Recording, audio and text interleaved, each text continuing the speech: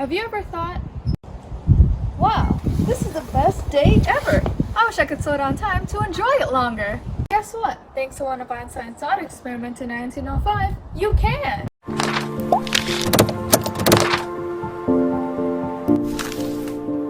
First, let's imagine that you're at a train station and you see a train passing by. But not just some lame old steam locomotive from the 1800s. Think big.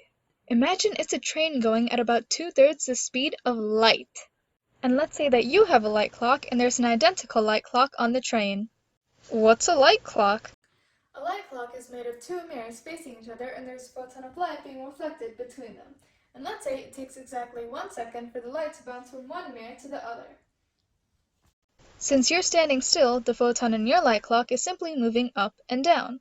But since the train is moving, the photon in that light clock is moving in a wave-like motion.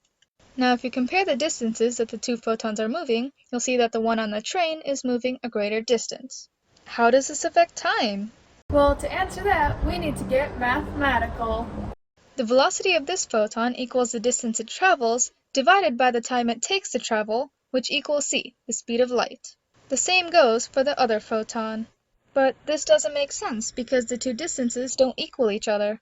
So for these equations to be true, something has to happen with either the velocity or the time. Well, Einstein said that the speed of light is a universal constant at 300 million meters per second, and that will never change. Never, ever, ever. So something has to happen with the time in order for this to work. The time it takes for the photon to get from one mirror to the other is still 1 second, so the second just has to be slower for the light clock on the train. If time moves slower on the train, it allows the photon to travel that greater distance in the same amount of time and the same velocity as the photon on your stationary light clock. Einstein defined this as time dilation, where an object that moves faster through space travels slower through time. Einstein discusses this phenomenon of relativistic time in detail in his theory of relativity.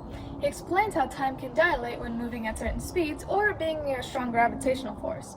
Unfortunately, gravitational time dilation requires an incredibly massive object, like a black hole. And since we don't yet have the technology to travel to even the closest black hole, trying to dilate time with speed would probably be our best bet. But don't start celebrating just yet, because unfortunately the time dilation only gets substantial nearing the speed of light. The closer you get to the speed of light, the slower time moves for you. And if you're moving at the speed of light, time basically stops for you. So if you want time to slow down significantly, you'll need some speed.